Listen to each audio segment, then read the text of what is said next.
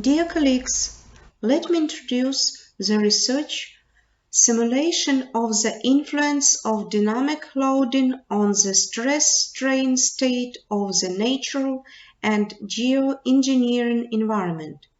This research is developed by Natalya, Remez, Professor, Alina, Dychko, Vadym, Bronytskyi, Tetiana, Hrebeniuk from Igor Sikorsky Kyiv Polytechnic Institute, Kyiv, Ukraine, and our colleagues from Advanced System Optimization Technologies Ltd, Brazil.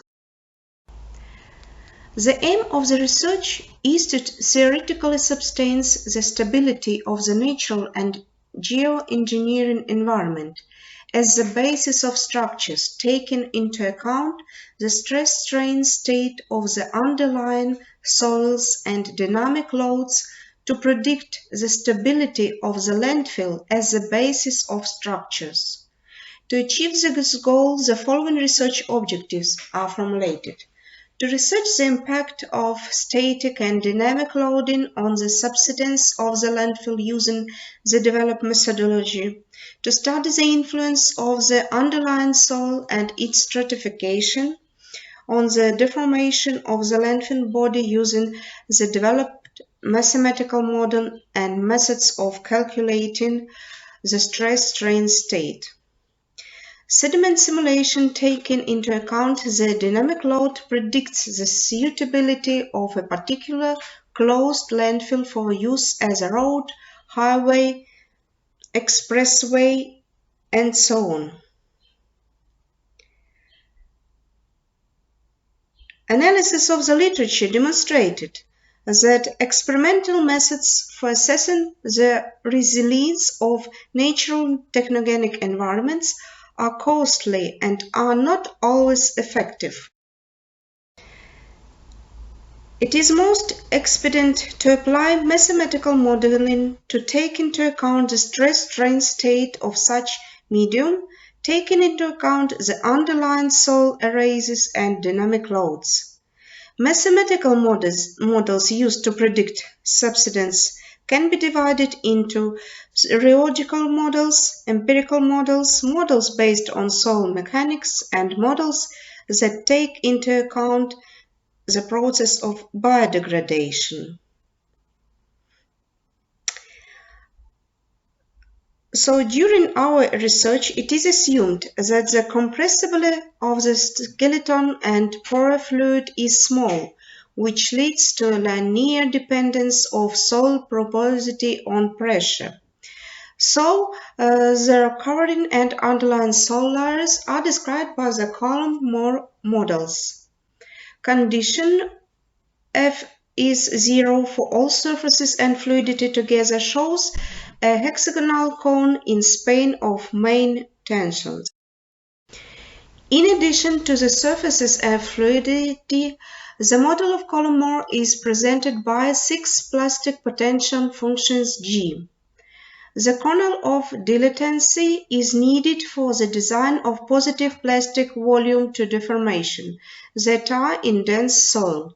The kernel of internal friction is used for the design of effective friction in soil in combination with the effective coupling. So we take in the result such equations, and isotropic effective tension is determined after as a formula presented. Here you see the relationship between attitude of model parameters following to the internally rational parameters. Here are the results of studies of the stress-strain state of the natural technogenic environment under dynamic loads, and we received the following results in Table 1, physico-mechanical parameters of soil, and Table 2, physico-mechanical parameters of waste. As a result of numerical calculation, it is established that if the value of the vertical load as 50 kilopascal, it can be observed that deformations are achieved, and as it's shown in Figure 1 and Figure 2. With an increase in the load, the sediment of the landfill with the sand base increases also, and as the demonstrated in the figure 3 and figure 4. We also received the analytical dependencies of subsidence of the landfill with different underlying soils on the value of static loads. Here you can see the results of studies with deformated calculation area of the landfill with a clay underlying layer and vertical deformation of the landfill with a sandy underlying layer on the figure 7. Here are presented vertical displacements of the landfill with overflow and with a clay underlying layer in percent, and vertical deformation on figure 9 of the landfill with overflow and with a sandy underlying. So in conclusion, I can